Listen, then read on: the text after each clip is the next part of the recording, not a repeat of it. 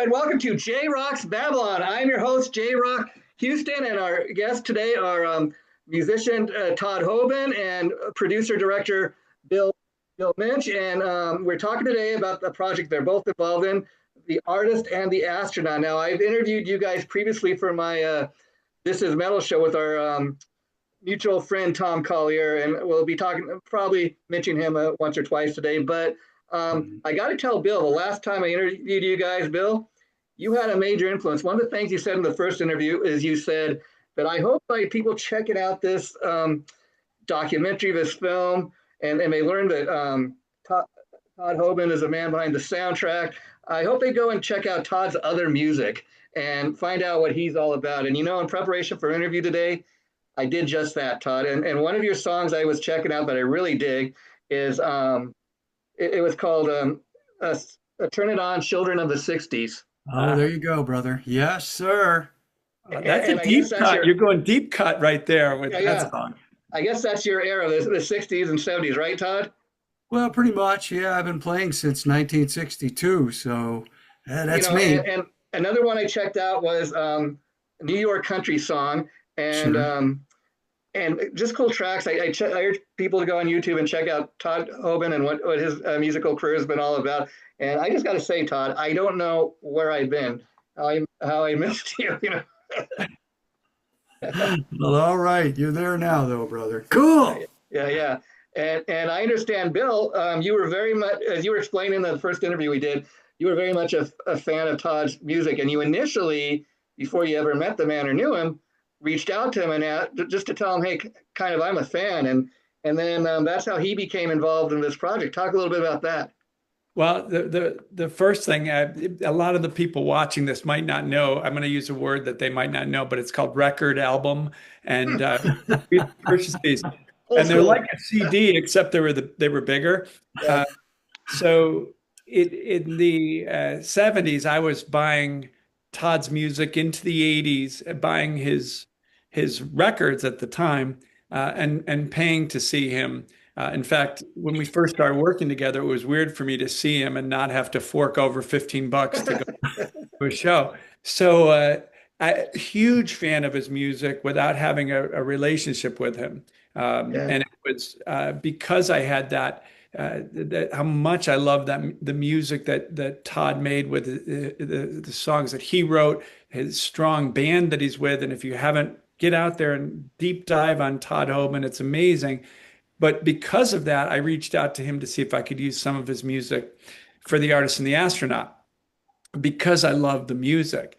And that began a relationship now that, we are 4 years into working on the film. He did 2 years of work for the music. We've been doing promotion for the film and touring the country for the last couple of years and doing movie film festivals and schools and museums, and it's been an amazing thing. So I think they always say, don't meet your heroes. Yeah. And I was lucky that Todd is as cool as advertised. So it's been a good thing. Yeah, and the film itself, The Artist and the Astronaut that we're talking about, from what I understand, Bill, it took 6 years to make, and I didn't think to ask you this the last time, but the title itself, you could have just done a great documentary and film on the life and times of the astronaut, Jerry Carr, but I like that you made it about both him and his wife and their story together. There were times when I was concerned that rockets and space travel would overwhelm the film and that wouldn't give equal shift to the artist. But I think when you're done watching the film, you realize the art holds its own. And in a way, it's Jerry's experiences in space that help inform Pat's art when he comes back. So that's interesting that you said that. I had more than one person say to me, just do a story about Jerry. And I always felt that the story of the two of them was very important. I just didn't know if I'd be able to get the balance that. Sure. And I think you accomplished that. In the last interview too, you shared with us that you because you met Pat and Jerry, they became friends of yours, and that you were actually sharing with your wife. I think somebody should make a film about them. And it was your own wife that said, well, hey, Bill, hello, you're a director. How about you? Maybe she knew something you didn't, because and watching the film, I think you got that view maybe somebody else might not have gotten about, because interestingly enough, you could have very much called it The Astronaut and the Artist, but I think The Artist and the Astronaut is more fitting, not only because his wife Pat is an artist, but once him and Pat get involved and they get their life together, they get married. Not only is it about helping her with her art, but then he gets into art. He actually becomes an artist himself. He would never call himself an artist. He would call himself someone who engineers Pat's art. Okay. But you're correct. He was an artist. He would never call himself that. See it maybe, yeah, that way. And it's very interesting because in watching the film, you get about halfway through, and then life kind of throws you a curveball, and life happens. And of course, I'm talking about the death of Jerry. And so it's kind of interesting to be watching the film, and all of a sudden you get to a certain point where we learn, oh my God, he's passed on. Well, it is every true story ends in death. Yeah. This was a true story. Yeah, and so in that 6 years of making the film, you've seen a lot of things happen, getting their story. Ultimately Jerry passing on, and you guys have been out doing press, and the film doesn't even come out officially till September 16th. So talk about that and tell people where they can see it once it comes out. Go ahead, Todd. Yeah, and we should mention Tom Collier right now. Our buddy Tom Collier. I've known him for a long time, and he brought Fire Rock Music into this situation that we're in, and said, you know what, we got to get this film out. And his company jumped on board. Already, I mean, this is unbelievable how much Tom has done for us. They put in an order worldwide for our DVDs. Now, we haven't started streaming yet. The DVD is out, right? Yeah. We've already had to reorder twice. And DVDs all around the world, we're really excited about it. But the real excitement happens on September the 16th. We're only a couple of weeks away. I mean, any day now. We're going to be streaming worldwide. Just go to Amazon, go to your Roku, say, hey, we want to see The Artist and the Astronaut. Boom, up it comes, and people can watch this great film by Bill Muench. It's Todd, you make a very good point, because I'm an old school guy. People will laugh when I say this, but I got like 3 bookshelves of DVD movies. Yes, I still collect them, and I love something about holding that physical product and seeing it, putting it in the movie player and watching it. I got to tell, as I shared with Bill before we went on there, I went ahead and ordered 2 copies myself of a DVD just because I love the film that much. And Christmas is coming up. I think these DVDs are going to make great Christmas presents and stocking stuffers. That's what I'm thinking, well, that'd be great. By the way, speaking of Christmas time, the soundtrack to the movie, it's got all the full songs, the entire length of the songs, plus a lot of the orchestrations and the underscore of the film. That is going to be released in December in time for Christmas. So we'll let everybody know about that. It's the DVD and the soundtrack. And it's funny you mentioned that, Todd, because I just got off the phone with Tom before doing this, and he was sharing that all with me. And also, I hope you don't mind me revealing this, but I'm going to let the cat out of the bag. He was sharing with me in some Todd Hobin related news that Fire Rock is also going to be putting out a best of collection. Are you able to talk about that at all, or let people know? Yes, I can, and I would love to. We are so excited about being on Fire Rock Music Group, the label. We are just really thrilled about it. So I talked to the band, and we said, you know what? Let's take a look at our catalog, and let's really see what exemplifies what we are. In Europe, we're kind of known as this band that, very vocal, sounds like Crosby, Stills and Nash, with heavy metal guitars. It's a little bit more ripping, And so we kind of looked at the catalog and said, there's some songs in there that just got away from us. I mean, the way they got away from us is, you come out with an album and 1 or 2 songs kind of pop. Yeah. So when you're touring, you kind of do those. And then there's all these deep cuts on the albums. You go, why did we stop playing that song? It's a great song. So what Fire Rock is going to do for us is put out a best of album, and we're even going to go back and record some of the earlier tracks. Now, I'm talking about songs that were written a half a century ago. Wow. And they need a new treatment, all right? I mean, and there's new people in the band and they want to say, I want to put my fingerprints on Yeah, that yeah. song, we've been playing it for a while. So it's going to be a mix of new arrangements of old songs and the best of.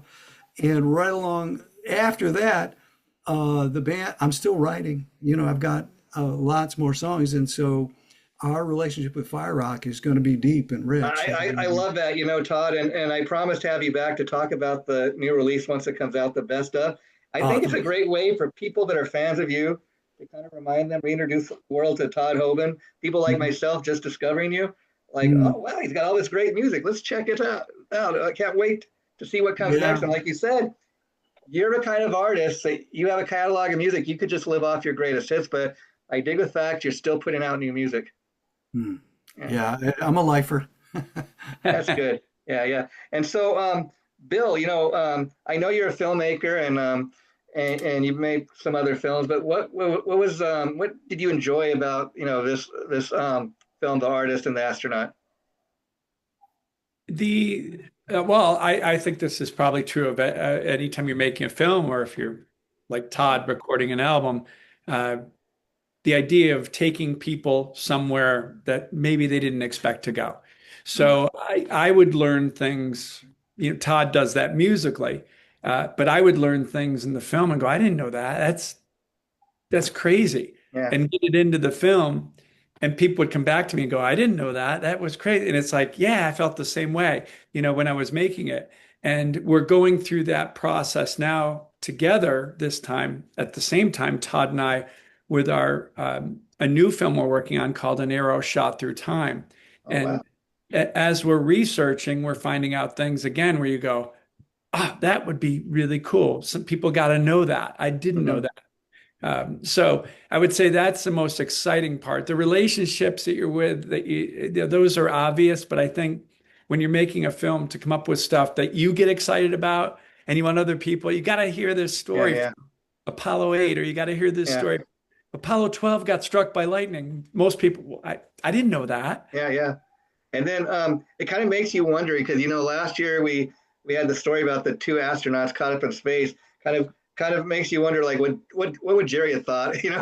Oh, yeah. I could tell you what Jerry would have thought, Yeah. actually. I could tell you what Jerry would have thought when so I had a nice long talk with Jeff Carr, his son, about Okay. that. Yeah. And after the talk, the idea was in NASA back in the day, first of all, they would not go and do something and simulate it 100 times before it was done. A lot of times the first time it was done was, in actually in space or before they left. But I think that what Jerry would say is they've tested all the equipment. They've tested it on the ground. They knew it would work. Let's bring them home. Yeah. And it's a different world now where the fear of doing something, just I think that stops us from moving forward Yeah. in exploration. Yeah. Yeah. And talking about Jerry and his career in NASA, I mean it reminds us this. I mean, when I was growing up, the space exploration was a very big thing. It seems like it went away for a few years. I'm glad. Hopefully, this film and because of other things going on in the world, hopefully it looks like that's starting to turn around.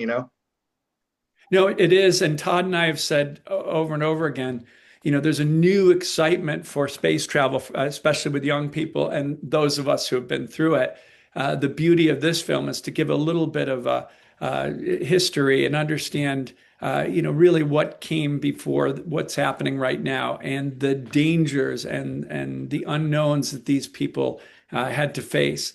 And that's one of the reasons I think this movie isn't something that is going to go out of style ever. Yeah.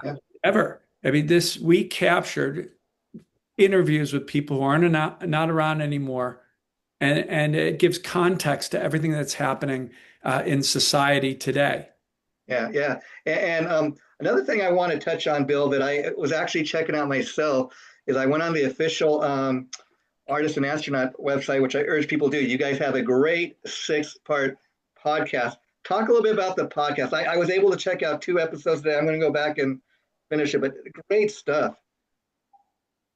Well, I'm going to throw that one to Todd to answer that. But that is so great that you listen to them because I think those are special also for a lot of reasons. But go ahead, Todd. It kind of gives you a different aspect of the film, you know? Oh, Yes. sure. When you can actually talk about the film with the people that are in the film Yeah. and people that are involved in the space program, the scientists, the very interesting people that know everything, so they can give you a lot of insight. I was very fortunate. Tom Honan, who is Okay. our manager and kind of handles a lot of stuff for us, is also a podcast guy. And he and I were sitting around the studio during COVID, said, geez, all of our friends, people in the music industry, we're home. We're not Yeah. doing Do anything. something. Yeah. Well, let's at least, get together, play a little bit, talk a little bit. Let's get online, send it out to the fans. So we put together a podcast. Tom is a great host, Yeah. Tom Honan. And so we put together this great podcast, and it's got everybody in there. We had John Oates in recently, and a lot of really great folks, right? Even Paul Stuckey, came on and talked about Peter, Paul, and Mary, and some of these Wow. early. Anyway, it's a great podcast. So when Bill and I were getting ready to, release the film, Tom said, "Well, how about we go to the studio and we get some people together and we just sit around a table, let's talk, let's ask questions, and let's answer those questions right from the horse's mouth." And I think it's a great thing. I hope more people do that, not only with films, it's just podcasts are great. They're Yeah. absolutely great. You can sit and watch them like we're doing here, with Sure. a Zoom, Sure. but you can also be driving down the road, going someplace, and learn something, and Yeah. It's funny, Todd, you say that because um, like people they experience these type of podcasts and shows differently. Some people like they have like this, like what we do, you can watch it. Same episode, maybe someplace else they're not able to watch it. Maybe they're on a plane or in their car. Maybe they listen to it, the same show, but you get a different experience that way. And the podcast you guys did for the Artist and Astronaut, one of the episodes features Pat Musick herself, the lady that's the story is based around the artist, and you get to kind of like 23 minutes of her telling her story. Mhm. Yeah. Well, if you want to stick around, on 2 days before our DVDs and the on-demand are released, Pat turns 99 years old, Wow. and she is very busy planning her party. And I think, Todd, you just got a note. She's making sure that you're there on time. And Oh yeah, here's where you're gonna So park and bring Todd, your guitar. I'm gonna sing for her, of course, yeah, right? yeah, yeah. I was going to ask, is the Todd Hobin band playing live? Yeah, yeah. That's great. That's great. Mhm. And again, not to be a downer, but I got to ask, when Jerry sadly passed away, was there any concern about that the project might not get to continue on, or did you ever have that concern? no, no, not at all. We had everything finished at that point. What we did was that's a great question, by the way. For a few months, I struggled with how do we end it. We were going to end it with basically that they're still working, doing their art with their great grandchildren, and then do you add it to the credits in memory of Jerry? Yeah, And yeah. he never saw the film. He didn't need to. He lived it. Wow, wow. I Yeah, hate those things. But then we just finally said, all right, we have to recognize that because it left Pat alone. sure. So I was in charge of his funeral, so we had filmed it. So I had that. But then we asked Pat, can we go back and just film you when you were doing your art just Uh, by yourself? And it's a beautiful ending because life is going on with her. She's still doing her art, yeah, and we were able to recognize that Jerry had passed. yeah, So yeah, it wasn't simple because one of the arguments was, well, everybody in the film is going to die at some point. yeah. but Pat is still alive, is still Yeah. creating, is writing her memoirs, Yeah. is planning next year's events. So it was appropriate. And again, you could look at that a couple of ways. I mean, like you said, you would imagine, when Jerry died and the film was in the process of being put together, she could have felt like, well, I don't know, maybe you want to hold off on the release of a film. This is really just kind of happening. But like you said, life kind of happened as you're making the film. You make it part of the film, and it was very interesting because I was watching the film myself for the very first time. I'm all into the film. I'm watching Pat and Jerry, talking. They're sitting together, and then at one point, it's kind of like, oh, and by the way, Jerry is passed. It's like, oh, wow, real life happened. But Yeah. I think that is as sad as it is. It makes the film that much better because you're doing it as life happens. Could you imagine, Bill, that maybe a few years later, if you'd waited to do the film, instead it would be a story. It'd be probably very great still, but instead it'd be a story about Jerry, whereas the film you made is, for most of the film, he's part of it and he's getting to tell his story. And this is sad. Yeah. If you go deep dive online, not many people took the time to ask Jerry his story. Yeah. Because people were a little burned out with Watergate going on and the space race, was, sorry, my dog is excited. Mm-hmm. The space race was, over. And that's, you're right. We're so lucky to have a film where Jerry tells his story. Mm-hmm. And Todd, the last time I interviewed you guys, I never was paying attention to this, but you being a music man, a musician, being responsible for the soundtrack here, I never realized that Pat's last name was Musick, Exactly. Yeah. Yeah. I know. Yeah. It's crazy. And, she's an amazing woman. Uh-huh. And very, very much an artist still. Todd, talking about your artistry as a musician and checking out some of your music, what is interesting to me is like, okay, the soundtrack here, I don't want to give anybody the wrong idea. Like if they go and they listen to their favorite Todd Hobin record, it sounds nothing like this. Most of it is instrumental stuff, very different. So as a musician, that's not typically what you're known for, typically what you do. So talk about how different this project was because of that. Yeah, exactly. And now I'm a composer, a lifer, as I said. I've got my degree in music and I've written symphonies and all kinds of crazy stuff like that. Vocal Right? stuff, yeah. Yeah. And so when you're faced with writing an underscore, right, Yeah. what you see is, in the case of this film, a specific time. She's talking about coming to Cornell in the 50s, right?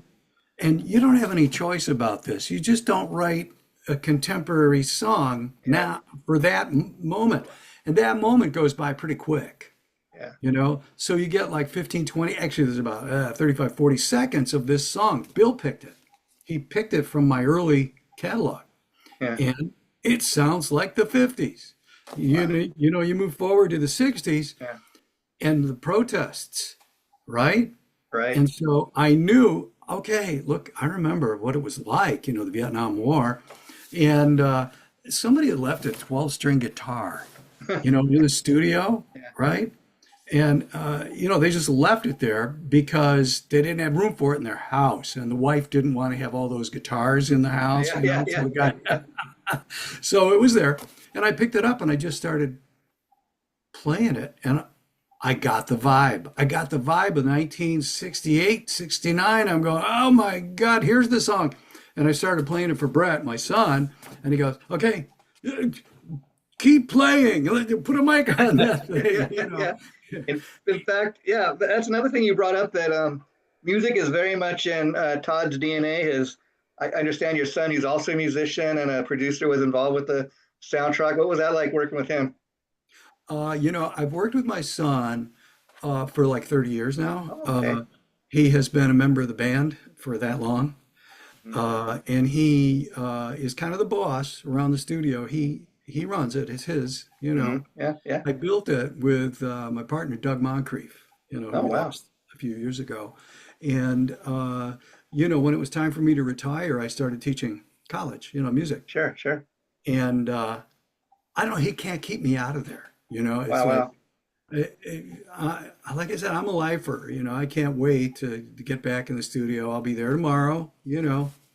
So Todd, it seems like in retirement you're getting more shows and you're playing out live more than ever before, huh?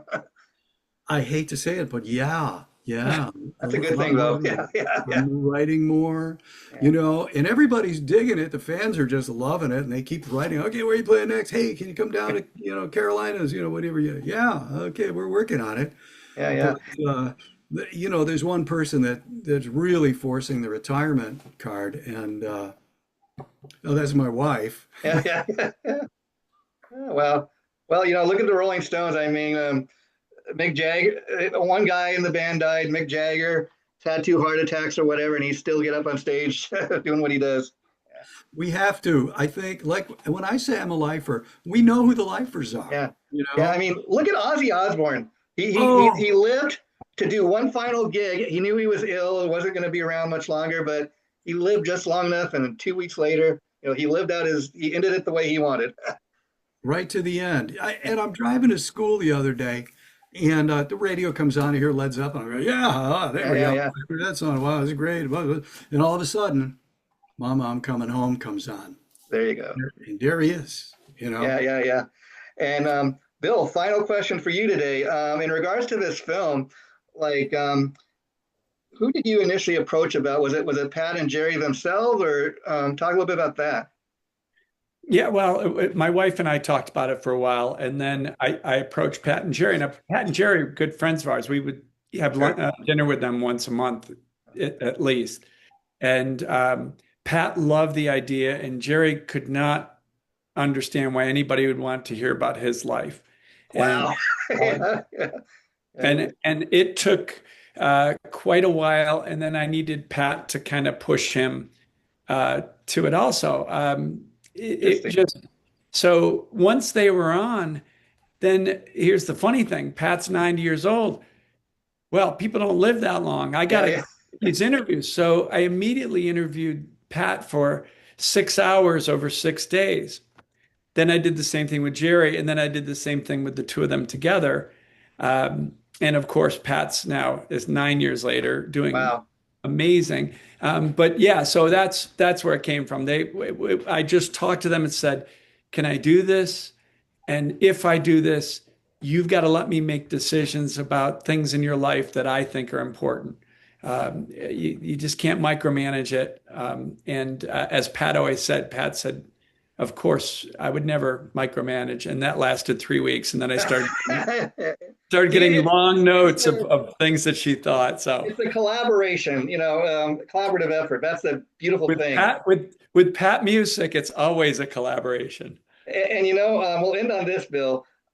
Basically, from what you're telling me, it's been like 9 years of labor going into this film, 6 years making whatever, however you want to put it. It's finally coming out this September. That must be a great feeling. And you still, after 9 years, have just as much passion to talk about it. It's funny you said that. You're absolutely correct. It's 9 years. It was Yeah, September of yeah. 2016, which was her 90th birthday. Uh, Yeah. that I went to. It's in the film. That's the first footage in the film was myself Wow. filming Jerry toasting Pat. Um, 9 years later, it doesn't feel like 9 years. It just feels like it's alive, and everybody who gets exposed to it, not because of what I did, but because Yeah. of the people in the film and their stories. Everybody who watches it gets excited about it. It's very different. It's a different film. That most space films are rocket hero films, and this Yeah, yeah. goes deeper into their And lives. like I shared with you guys the last time, my experience is maybe it's because I am such a music fan myself. What I noticed right away watching the film the very first time was I think it was Todd's music in the background. It was so upbeat that typically you think documentary, oh, that's kind of boring or whatever, but it kept I was watching it and listening at the same time. And I think because the music's so upbeat and it's not downer music that it gets people's attention. Yeah, I want to say something about that because most people that make documentaries, they don't put the money into the music. They Yeah. just can't, Yeah. for the most part. Yeah. And even major ones that go for television, they want a quick turnaround. Nobody's Sure. put the passion in. Todd put 2 years of blood, sweat, and tears in because he felt the film meant something. And Yeah. without Yeah. that, we wouldn't be talking today. And I can't stress that enough, that you watch most documentaries, he put the same emotion into it that I did on the Yeah. visual. Yeah. Yeah. It's a great story. You know, you could have just would made for just a great love story, but you told the complete story, Bill. And Bill, when the other movie comes out, I'd love to have you back, and you know, even maybe down the line to further promote this film because I'm such a fan. But it was great catching up with you guys, and so anytime you have anything to promote, you got a place to do it here. Okay. I would love that. Okay, and I'll just Outstanding. let you guys know the interview we're doing now. I'm going to get it up later today. I'll be sure you guys get the link, and then please share it, okay, like you did the We are last going one. to share. Absolutely. And, all my brothers out on the road, all my guitar playing pals, they're playing music. Boy, I wish they get as lucky as I did to meet Bill Muench when I did and Yeah, do like this amazing work. I'm just and lucky. and I'll give a huge shout out to our mutual friend Tom Collier for setting this up. Thanks, Tom. Two thumbs up for Tom Collier. And you can order the DVD and the soundtrack in December through FireRock, Amazon. I'm getting my copy. I'm told on the 17th. How cool is that? Oh, great. Awesome. Take care. Bye bye, guys. Take Thanks so care. much, JROCK. Thank you.